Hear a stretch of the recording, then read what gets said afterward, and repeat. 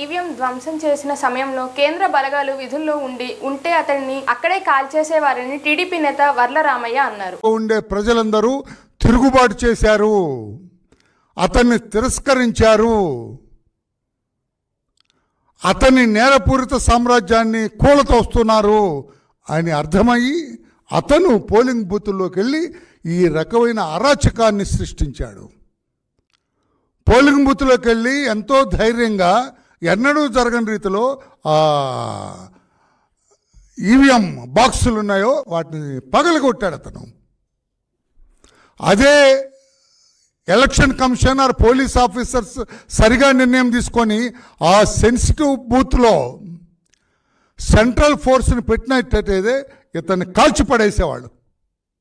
Box పగలగొడితే వారి కళ్ళ ముందు సెంట్రల్ ఫోర్స్ ఉన్నట్లయితే ఫైర్ ఓపెన్ చేసి ఉండేవాళ్ళు, ఇతన్ని కస్టడీలోకి తీసుకుని ఉండేవాళ్ళు. ఇతన్ని పెడరెక్కలు విరిచి పట్టుకొని పోలీస్ స్టేషన్కి తీసుకెళ్ళేవాళ్ళు. అక్కడ లోకల్ పోలీసులు ఉన్నారు కనుక ఇది జరగలేదు. మేము ఎలక్షన్ కమిషన్ అదే అడిగాము నిన్న, మీరు సెంట్రల్ ఫోర్స్ ఎందుకు పెట్టలేదు? ఎప్పుడైతే అది సెన్సిటివ్ బూత్ కింద డిక్లేర్ చేయబడిందో, ఎప్పుడైతే ఆ కాన్స్టిట్యుయెన్సీ సెన్సిటివ్ కాన్స్టిట్యుయెన్సీ కింద నిర్ణయించబడిందో అప్పుడే మీరు సెంట్రల్ ఫోర్స్ని ఆయా బూతుల్లో పెట్టుండాలా. పెట్టలేదంటే అది ఎన్నికల కమిషన్ నిర్లక్ష్యమా? ఆ లోకల్గా పోలీస్ ఆఫీసర్ ఎవరైతే ఇన్ఛార్జ్ ఉన్నారో ఆ నియోజకవర్గానికి అతని నిర్లక్ష్యమా, లేకుంటే అతని ప్రోద్బలమా? ఎక్కడెక్కడ పెట్టారు ఈ రోజున ఈ సెంట్రల్ ఫోర్సెస్ని? ఎన్ని బూతుల దగ్గర వాళ్ళని పెట్టారు? ఎలా వాడుకున్నారో అది కూడా ఈ రోజున సాయంత్రం మేము అడగబోతున్నాం. నేను ఇక్కడ ఏం చెప్పాలనుకుంటున్నా అంటే, సజ్జల రామకృష్ణారెడ్డి ఆంధ్రలో ఏడాదిగా మార్పు వచ్చిందని మాజీ కేంద్ర మంత్రి పల్లం రాజా తెలిపారు. మీకు ఓవరాల్గా చెప్పాలంటే 1 సంవత్సరం నుంచి చాలా మార్పు కనిపిస్తూ వచ్చిందండి. మార్పు ఏ విధంగా వచ్చిందంటే, పోల్చడం మొదలుపెట్టారు. గతంలో కాంగ్రెస్ పార్టీ చేసిన పరిపాలనని, తర్వాత తెలుగుదేశం ప్రభుత్వం, జగన్ గారి ప్రభుత్వం కూడా ఏ విధంగా చేశారనేది పోల్చడం 1 సంవత్సరం నుంచి ప్రజల్లో మొదలైంది. అయితే మాకేంటంటే ఇంతలోపు మార్పులు జరిగాయి. అధ్యక్షుల మార్పు జరగడం, తర్వాత షర్మిల గారు వచ్చిన తర్వాత ఒక నూతన ఉత్సాహం రావడం, ఇవన్నీ కూడా జరిగాయి. నేను ఎన్ని సీట్లు వస్తాయంటే డెఫినెట్గా పాజిటివ్ మూడ్ ఉంది ప్రజల్లో. అది ఏ విధంగా క్యాండిడేట్స్, ఇండివిజువల్ క్యాండిడేట్స్ ఏ విధంగా కన్వర్ట్ చేసుకోగలిగారు అనేది దాన్ని బట్టి ఉంటుంది. మిగతా పార్టీలతో పోల్చుకుంటే కాంగ్రెస్ పార్టీ ఒక అంశంలో మాకు ఒక లోపం చాలా హెచ్చుగా కనిపించింది. అదేమిటంటే 2 పార్టీలు డబ్బులు పంచాయి, కాంగ్రెస్ పార్టీ పంచలేదు. పంచే పరిస్థితుల్లో కూడా లేదు, పంచే ఉద్దేశం కూడా లేదు. అయితే ఇటువంటి పరిస్థితుల్లో మరి ఏ విధంగా ప్రజలు ఓటేస్తారో నేను చెప్పలేను. బేసిక్ ఎలక్షనీరింగ్ మాత్రం బ్రహ్మాండంగా చాలా చోట్ల జరిగింది. అయితే మేము విన్నదేంటే ఇక్కడక్కడ రిపోర్ట్స్ వచ్చాయి, వీళ్ళు గెలుస్తారు వాళ్ళు గెలుస్తారు అనేది. సో మరి ఒక 10 సీట్లలో చాలా పాజిటివ్గా రిపోర్ట్స్ వచ్చాయి. షర్మిల గారి పార్లమెంట్లో కూడా బాగా రిపోర్ట్ వచ్చింది. చివరికి ఓటింగ్ సరళని బట్టి ఉంటుంది. మాకున్న ప్రథమ లోపం మీకు చెప్పాను నేను. మరి దాన్ని బట్టి మరి ప్రజలు అదే బేసిస్గా పెట్టుకుంటే మరి ఓటింగ్ ఎలా చేస్తారో నేను చెప్పలేను.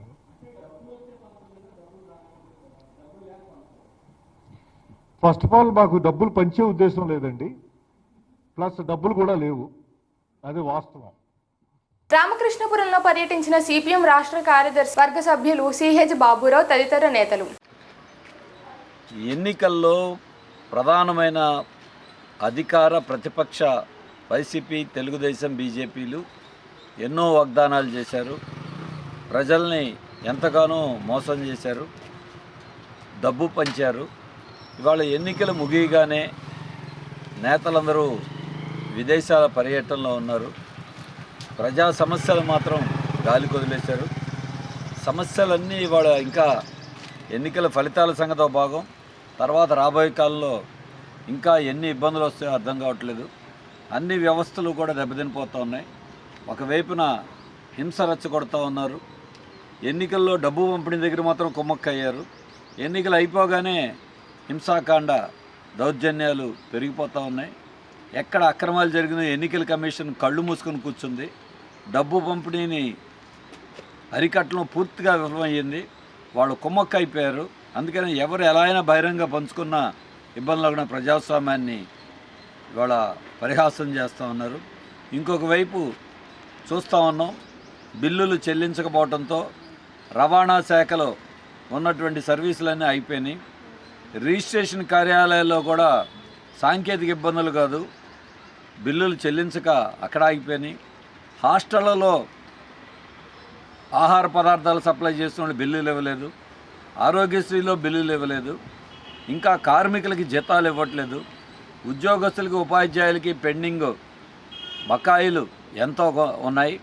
ప్రజల నుండి పన్నులు వసూలు చేయటం మీద ఉన్నటువంటి దృష్టి ప్రజలకి సౌకర్యాలు కల్పించడం మీద లేదు. స్థానిక సమస్యలు కూడా ఎన్నికల్లో చూస్తే ఈరోజు ఉన్నటువంటి పట్టాలు కానీ ఇళ్ళు కానీ ఇంకా మిగిలినటువంటి అనేక సమస్యలు పెండింగ్లోనే పెట్టేశారు. ఎన్నికల ముందు వరకు కోడ్ వచ్చే వరకు ఇదిగో అదిగో అని హడావుడి చేశారు. మళ్ళీ కోడ్ వచ్చిందని చెప్పారు, ఇవాళ ఫలితాలని చెప్తున్నారు. ఆఖరికి ఎలా వచ్చిందంటే నగరంలో పారిశుధ్యం కూడా దెబ్బతినిపోయింది. డ్రైవర్లు సమ్మె చేస్తున్నారు, చెత్త వాహనాలు. ఆ బడా కాంట్రాక్టులు మాత్రం కోట్ల రూపాయలు చెత్త పన్ను పేరుతో వసూలు చేసి వాళ్ళకి దోచిపెడుతున్నారు. వార్డుల్లోకి వెళ్తే కనీసం కార్మికులు పనిచేయటానికి తోపుడు బళ్ళు కూడా రిపేర్ చేయించకుండా కార్పొరేషన్ మరి వాళ్ళ అది కూడా ఆ భారాన్ని కూడా కార్మికుల మీద వేస్తూ ఉంది. అంటే కార్మికుల్ని, ప్రజల్ని, పారిశుధ్యాన్ని ఎంత అధ్వానంగా చూస్తున్నారో దీన్ని బట్టి అర్థమవుతుంది.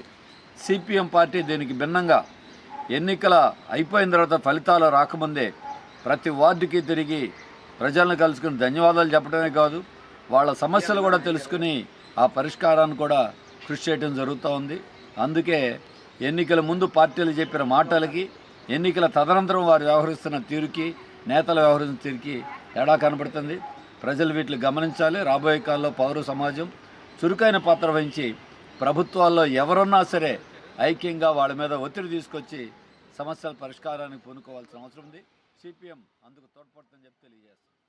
టీడీపీని కాపాడే శక్తి నారా లోకేష్కి ఉందని, ఆయనకు పార్టీ రాష్ట్ర అధ్యక్ష బాధ్యతను అప్పగించాలని మాజీ ఎమ్మెల్సీ బుద్దా వెంకన్న అభిప్రాయపడ్డారు. రాసుకున్నటువంటి విధానం కాబట్టి ఈ పార్టీని 30 సంవత్సరాలు తెలుగు వారికి పసుపు జెండా రెపరెపలాడాలంటే ఇవాళ ఉన్న పరిస్థితుల్లో నారా లోకేష్ బాబు గారికి పార్టీ బాధ్యతలు అప్పచెప్పాలి. ఇది మాత్రం నేను చంద్రబాబు గారిని రిక్వెస్ట్ చేయట్లా. మీరు మాత్రం ఇది చంద్రబాబు నాయుడు గారు ఒక దగ్గర నాకున్న కానీ చనువు కానీ చంద్రబాబు నాయుడు గారికి నా మీద ఉన్న ప్రేమ కానీ దానివల్ల నేను దీన్ని మాత్రం నేను డిమాండ్ చేస్తాను. అది కూడా తండ్రి ముఖ్యమంత్రి, తనయుడు పార్టీ అధ్యక్షుడు ఒకే రోజు జరగాల. ఎందుకంటే అలాగే అచ్చెన్నాయుడు గారు చంద్రబాబు నాయుడు గారు క్యాబినెట్లో వెళ్తారు కాబట్టి ఆ రోజే జరగాలని చంద్రబాబు నాయుడు గారిని మేము డిమాండ్ చేస్తున్నాము. తెలుగుదేశం పార్టీ అధ్యక్ష బాధ్యతలు మీకు కష్టమైన లోకేష్ బాబు గారు ఎందుకంటే చిన్న వయసు అయింది. ఈ 5 సంవత్సరాలు కూడా ఫ్యామిలీకి టైం వల్ల మళ్ళీ అధ్యక్ష బాధ్యతలు ఇస్తే మళ్ళీ ఫ్యామిలీకి అయినా సరే కార్యకర్తల కోసం. ఈ నెల 24, 25 తేదీలలో ప్రవచనకర్త చాగంటి కోటేశ్వరరావు విజయవాడ రానున్నారని దుర్గగుడి ఈవో కేఎస్ రామారావు తెలిపారు. ఇక్కడ ఈవోగా బాధ్యతలు తీసుకున్న తర్వాత ధర్మ ప్రచారం ద్వారా లేదా మాకున్నటువంటి ఒక చిన్న కళా వేదిక ద్వారాను అనేక రకాలైనటువంటి ధార్మికమైనటువంటి కార్యక్రమాలను నిర్వహిస్తూ వస్తున్నాము.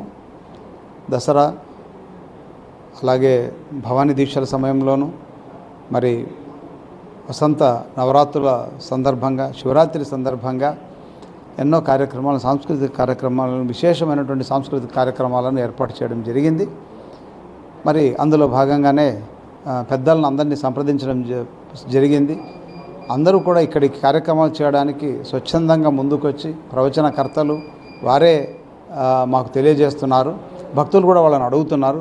ఈ కారణాల రీత్యా చాగంటి కోటేశ్వరరావు గారు 24, 25 తారీఖుల్లో, ఈ నెల 24, 25 తారీఖుల్లో ఇక్కడ నేను రాగలుగుతున్నాను అని మాకు తెలియజేశారు. అందువల్ల ప్రవచనాన్ని ఏర్పాటు చేసుకోవడం జరిగింది. చాలా బిజీగా ఉండడం వల్ల వాళ్ళు 2 రోజులు మాత్రమే ఇక్కడికి నేను కేటాయించగలనని చెప్పుకున్నారు.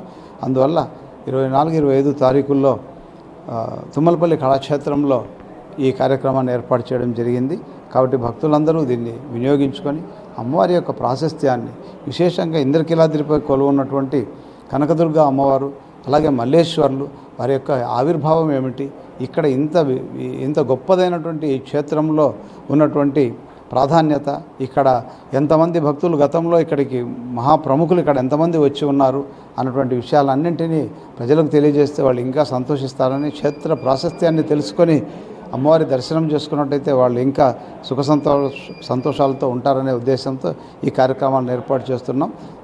స్థానికులు అందరూ ప్రత్యక్షంగా చూడాలని, రాలేని వాళ్ళు పరోక్షంగా లైవ్ ఉంటుంది, ఆ కార్యక్రమాన్ని లైవ్ ద్వారా టీవీల ద్వారా కూడా. ఈ వార్తలు ఇంతటితో సమాప్తం.